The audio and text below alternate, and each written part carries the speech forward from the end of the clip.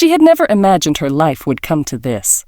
Once full of dreams and ambitions, her days were now spent juggling 2 jobs, sleeping barely 3 hours a night, and drowning in medical bills. Her mother, once a vibrant woman with a kind laugh and warm hugs, now lay in a hospital bed, her condition worsening with each passing day.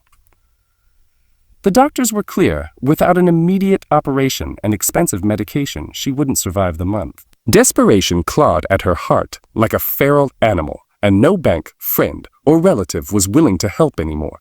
Every door had closed except one. That door led straight into the cold office of Damon Wolf, a billionaire CEO with a reputation as ruthless in business as he was in life. Known for destroying rivals and buying loyalty with the swipe of a pen, Damon had everything: money, power, and a dangerously magnetic charm. She had been working as a temporary secretary in one of his companies when she first caught his eye, though she was too focused on her problems to notice. One night after a routine late shift, he asked her to come into his private office. What he offered wasn't kindness, it was a transaction. One night, 10 million. No strings, just her body for her mother's life. At first she was paralyzed with disgust and fear. How could she sell herself like that? She wasn't raised that way. Her mother had taught her dignity, pride, self-respect, but those noble values now felt like a luxury she could no longer afford. She spent the night walking the streets in tears, battling her conscience. Her mother's weak voice on the phone the next morning was the final blow. She agreed, not for herself, not for money or gain, but to save the only family she had left. She sent Damon a message with one word: yes. The night was set, and she felt like she was walking into an execution chamber rather than a luxury penthouse. Damon didn't smile, didn't touch her gently, didn't ask if she was sure. It was cold, methodical, but his eyes never left hers, studying every flinch and breath she took. She hated every moment of it and hated herself more for surviving it. But after it was over, he simply handed her the black briefcase filled with cash and said, "You're free to go. No promises, no emotions, no sign of what was to come." She left thinking it was done. A dark chapter in her life that she would bury and never speak of again. She paid for the surgery. Her mother survived.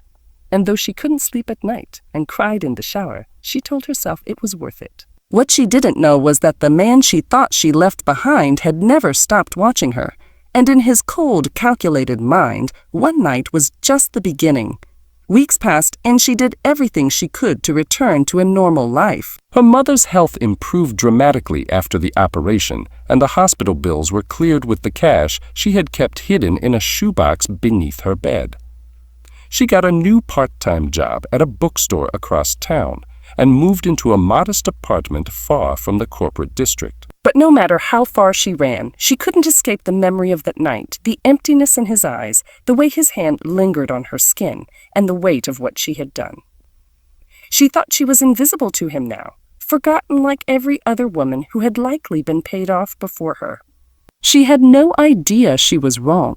Damon Wolf wasn't used to being haunted by anyone. Women came and went from his life like seasonal contracts, used, discarded, forgotten. But she was different. There was something raw in her eyes that night, something vulnerable but powerful, like a flame burning through a storm. He told himself it was just curiosity, a passing fascination. But he found himself watching the security footage of her walking out of his penthouse, again and again.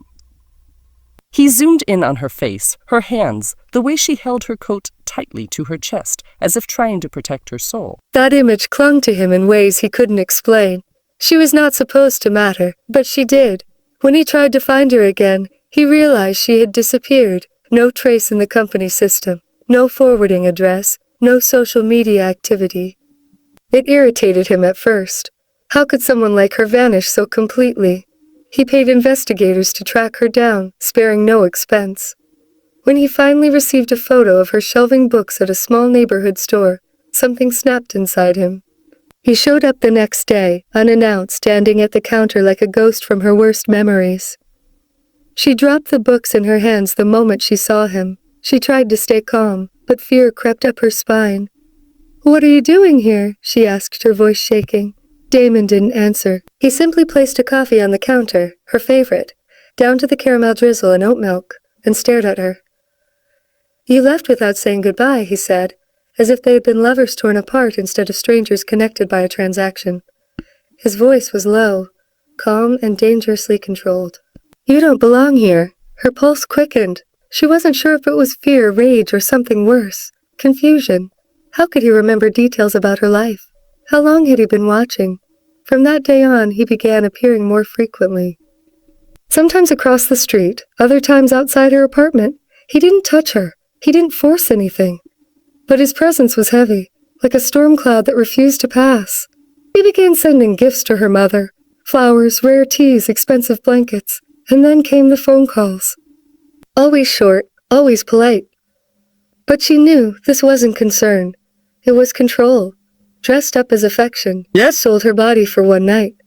But he had taken something far more dangerous in return. Her freedom. She thought ignoring him would make him stop.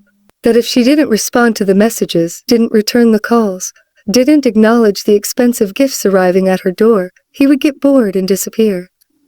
But Damon Wolf was not a man who accepted silence as an answer. What had started as occasional visits turned into a silent, relentless pursuit. She began to feel his presence even when he wasn't there. Every time she heard footsteps behind her, every time a black car passed by slowly, her heart would freeze. Her world, once filled with hard work and healing, began to feel like a cage. Damon, for the first time in his life, couldn't understand his own feelings. He told himself he just needed to see her happy, to ensure she was safe, to give her a better life. It wasn't physical chains that trapped her. It was invisible threads of power, control, and quiet intimidation. She felt watched, owned. Her life was no longer her own. Despite all this, a twisted part of her felt drawn to him.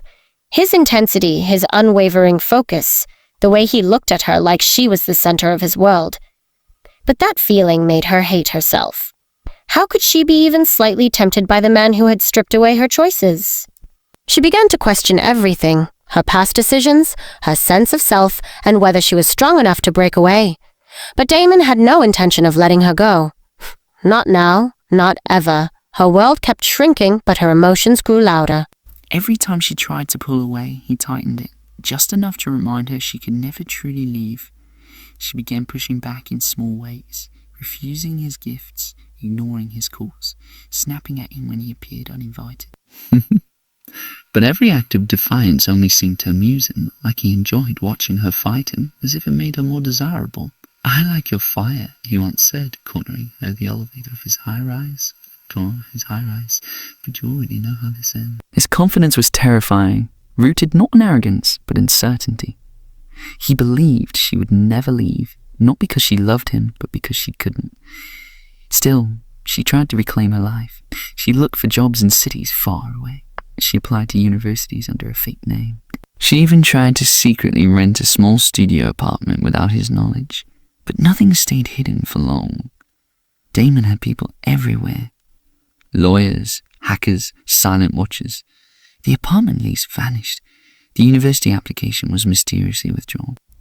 Every attempt at escape was met with a cold smile and a whispered warning.